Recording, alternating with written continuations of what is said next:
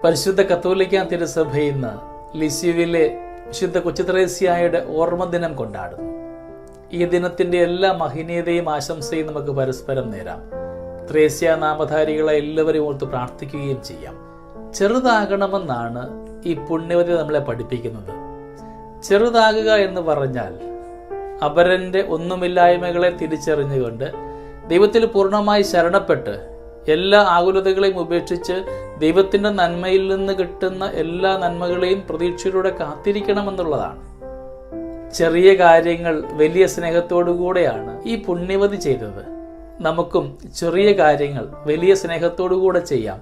സ്നേഹമാവട്ടെ നമ്മുടെ ദൈവവിളി. പ്രിയമുള്ളവരെ, ഈ പുണ്യവതിയുടെ മുറിയിൽ ഉണ്ടായിരുന്ന വിജയമാതാവിൻ്റെ തിരുസ്വരൂപമാണ് അവരുടെ എല്ലാ രോഗബലഹീനതകൾക്കും ആശ്വാസമായിരുന്നത്. നമ്മൾ ഇന്ന് ജപമാല മാസം ആരംഭിക്കുന്നു. അമ്മ മാതാവിൻ്റെ വലിയ മാധ്യസ്ഥ്യം നമ്മുടെ ഓരോരുത്തരുടെയും ജീവിതത്തിൽ എന്നും ഉണ്ടാകുവാനും ഈ ദിനങ്ങളിലൊക്കെ പ്രത്യേകമായി അമ്മയോട് ചേർന്നിരുന്നു കൊണ്ട് ഈ ദിനങ്ങളെ അനുഗ്രഹമാക്കുവാനായിട്ട് നമുക്ക് പരിശ്രമിക്കാം. വേദപാരംഗതയായ ലിസ്യുവിലെ വിശുദ്ധ കൊച്ചുത്രേസ്യ, ചെറുപുഷ്പം എന്നറിയപ്പെടുന്ന മരിയ ഫ്രാൻസിസ് തെരേസ മാർട്ടിൻ 1873 ജനുവരി മാസം 2-ാം തീയതി ഫ്രാൻസിലെ അലൻസോണിൽ ജനിച്ചു. പിതാവ് ലൂയി മാർട്ടിൻ സാമാന്യം ധനമുള്ള ഒരു പട്ടുവ്യാപാരി ആയിരുന്നതുകൊണ്ട് Maria, Pauline, Leonie, Celine, Teresa എന്നീ 5 കുട്ടികളും ഡാൻസിലും മറ്റു വ്യാപാരങ്ങളിലുമൊക്കെ മുഴുകി ലൗകായതികരായി മാറാമായിരുന്നു.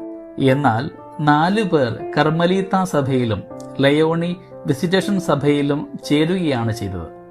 തെരേസയ്ക്ക് 4 വയസ്സുള്ളപ്പോൾ അമ്മ സെലിഗുരിൻ മരിച്ചു. താമസിയാതെ മാർട്ടിൻ ലിസ്യുവിലേക്ക് മാറി താമസിച്ചു. 10 വയസ്സ് പൂർത്തിയായപ്പോൾ തെരേസയ്ക്ക് ഗുരുതരമായ ഒരു രോഗം പിടിപെട്ടു. 1 മാസത്തോളം അവൾ രോഗിണിയായി കിടന്നു. 1883 മെയ് 13-ാം തീയതി പന്തക്കുസ്തായുടെ ദിവസം തെരേസയുടെ മുറിയിൽ ഉണ്ടായിരുന്ന വിജയമാതാവിന്റെ രൂപം അവളെ നോക്കി പുഞ്ചിരി തൂങ്ങി. അതോടെ തെരേസയുടെ ആലസ്യം നീങ്ങി. അന്ന് പ്രകടമായ ദൈവമാതൃ സ്നേഹം അന്ത്യം വരെ ചെറുപുഷ്പം ആസ്വദിച്ചു. തെരേസ അപ്പച്ചന്റെ കൂടെ റോമായിൽ പോയി 13-ാം ലയോൺ മാർപ്പാപ്പയോട് 15-ാം വയസ്സിൽ കർമ്മലീത്ത മഠത്തിൽ ചേരുവാനുള്ള അനുവാദം അഭ്യർത്ഥിച്ചു. ദൈവം തിരുമനസ്സാകുന്നുവെങ്കിൽ കാര്യം നടക്കുമെന്നായിരുന്നു സമർത്ഥനായ പാപ്പായുടെ മറുപടിയെങ്കിലും കാര്യം നടന്നു. 1889 ജനുവരി മാസം 10-ാം തീയതി അവൾ സഭാവസ്ത്രം സ്വീകരിച്ചു. അടുത്ത വർഷം സെപ്റ്റംബർ 8-ാം തീയതി പ്രഥമ വ്രതവാഗ്ദാനം ചെയ്തു. അപ്പോഴേക്കും പിതാവ് മാനസിക രോഗവും തളർവാദ രോഗവും പിടിപെട്ട് കായൻ ആശുപത്രിയിൽ കിടപ്പായി. 1893 മുതൽ ഏതാനും കാലം നവസന്യാസിനി ഗുരുവായി ജോലി ചെയ്തിട്ടുണ്ടെങ്കിലും 24 വർഷം മാത്രം നീണ്ടുനിന്ന ആ ജീവിതത്തിന്റെ അവസാന ഭാഗം ക്ഷയരോഗത്തിൽ കഴിഞ്ഞു. ദൈവമേ, ഞാൻ അങ്ങയെ സ്നേഹിക്കുന്നു എന്ന് ഉരുവിട്ടുകൊണ്ട് 1897 സെപ്റ്റംബർ 30-ാം തീയതി ചെറുപുഷ്പം അടർന്നു വീണു.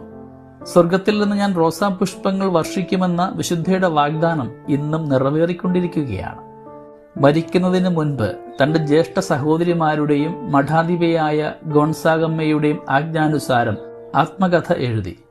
തെരേസയുടെ ആധ്യാത്മിക ശിശുത്വവും സമ്പൂർണ്ണ ആത്മസമർപ്പണവും കുറുക്കുവഴിയും ആ സുന്ദര ഗ്രന്ഥത്തിന്റെ താളുകളിൽ സുലളിതമായ ഫ്രഞ്ച് ഭാഷയിൽ എഴുതിയിരിക്കുന്നു. നവമാലിക എന്ന അവളുടെ ആത്മകഥയും വിശുദ്ധ എഴുതിയ കത്തുകളുടെ സമാഹാരവും അന്തിമ വചസ്സുകളും ആധ്യാത്മിക ഗ്രന്ഥങ്ങളിൽ അതിശ്രേഷ്ഠ സ്ഥാനം നേടിയിട്ടുണ്ട്. 1925 മെയ് 17-ാം തീയതി വിശുദ്ധയുടെ മരണത്തിന്റെ 28-ാം വർഷം അവളുടെ 4 സഹോദരിമാരുടെയും സാന്നിധ്യത്തിൽ 11-ാം പീയൂസ് മാർപ്പാപ്പ ചെറുപുഷ്പത്തെ വിശുദ്ധ പദവിയിലേക്ക് ഉയർത്തി. ആധുനിക ലോകത്തിലെ ഏറ്റവും വലിയ വിശുദ്ധയെന്ന് വിശുദ്ധ 10-ാം പീയൂസ് മാർപ്പാപ്പ കൊച്ചുത്രേസ്യയെ വിശേഷിപ്പിച്ചിട്ടുണ്ട്. ഒരു ആഗോള മിഷണറി ആകാൻ ആഗ്രഹിച്ച തെരേസയെ 1928 11-ാം പീയൂസ് മാർപ്പാപ്പ ആഗോള പ്രേക്ഷിത പ്രവർത്തനങ്ങളുടെ മധ്യസ്ഥയായി പ്രഖ്യാപിച്ചപ്പോൾ അവളുടെ അഭീഷ്ടം അക്ഷരാർത്ഥത്തിൽ നിറവേറി. വിശുദ്ധ ജോൺ പോൾ 2-ാമൻ മാർപ്പാപ്പ വിശുദ്ധ കൊച്ചുത്രേസ്യയെ 1997 വേദപാരംഗതയായിട്ട് പ്രഖ്യാപിച്ചു. വിശുദ്ധയെ വല്ലാതെ സ്പർശിച്ച ഒരു വചനഭാഗമാണ് ശിശുക്കളെ പോലെ ആവുക എന്നത്. ശിശുക്കളെ എടുത്തു നിൽക്കുന്ന ഈശോയെക്കുറിച്ചുള്ള ചിന്ത അവളുടെ ജീവിത അഭിലാഷം വ്യക്തമാക്കുന്നു. വിശുദ്ധ പറയുന്നു, ആർക്കെങ്കിലും താൻ കുഞ്ഞാണെന്ന് തോന്നുന്നുണ്ടോ? ഉണ്ടെങ്കിൽ ഇതാ ദൈവം അവനെ മടിയിലിരുത്തി ലാളിക്കുകയും കൈകളിൽ കൊണ്ട് നടക്കുകയും ചെയ്യുന്നുവെന്ന്. കൊച്ചുത്രേസ്യ പറയുന്ന ഇപ്രകാരമാണ്: ചെറുതാവുക എന്നാൽ ഒരാളുടെ ഒന്നുമില്ലായ്മ തിരിച്ചറിയുക, ദൈവത്തിന്റെ നന്മയിൽ നിന്ന് എല്ലാം പ്രതീക്ഷിച്ച് കാത്തിരിക്കുക, ഒന്നിനെക്കുറിച്ചും ആകുലരാവാതിരിക്കുക, ദൈവത്തോട് ഒട്ടിച്ചേർന്ന് നിൽക്കുക എന്നൊക്കെയാണ് അർത്ഥമെന്നാണ്. ചെറിയ കാര്യങ്ങൾ വലിയ സ്നേഹത്തോടെ ചെയ്ത് വിശുദ്ധിയുടെ കുറുക്കുവഴികൾ കണ്ടെത്തിയ വിശുദ്ധ കൊച്ചുത്രേസ്യ പുണ്യവതിയോട് നമ്മുടെ ജീവിതത്തിലും നിഷ്കളങ്കമായ സ്നേഹത്തിലൂടെ വിശുദ്ധിയിൽ വളരുവാനുള്ള കൃപയ്ക്കു വേണ്ടി പ്രാർത്ഥിക്കണമേ എന്ന് യാചിക്കാം. വിശുദ്ധ കൊച്ചുത്രേസ്യ പുണ്യവതിയുടെ തിരുനാൾ മംഗളങ്ങൾ ഒരിക്കൽ കൂടെ ഏവർക്കും സ്നേഹപൂർവ്വം നേരുന്നു. ഈ ഒരു കുടുംബം മുഴുവനും വിശുദ്ധീകരിക്കപ്പെട്ട കുടുംബമായി മാറ്റപ്പെട്ടു. നമ്മുടെയൊക്കെ കുടുംബവും വിശുദ്ധിയിലേക്ക് എത്തുവാനായിട്ട് നമുക്ക് പരിശ്രമിക്കാം.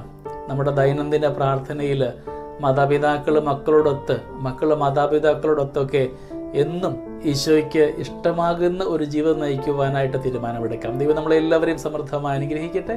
നമ്മുടെ കർത്താവ് ഈശോ മിശിഹായുടെ കൃപയും പിതാവായ ദൈവത്തിൻ്റെ സ്നേഹവും പരിശുദ്ധാത്മാവിൻ്റെ സഹവാസവും നമ്മുടെ കൂടെ എന്നും ഉണ്ടായിരിക്കട്ടെ, ഇപ്പോഴും എപ്പോഴും എന്നേക്കും. ആമേൻ.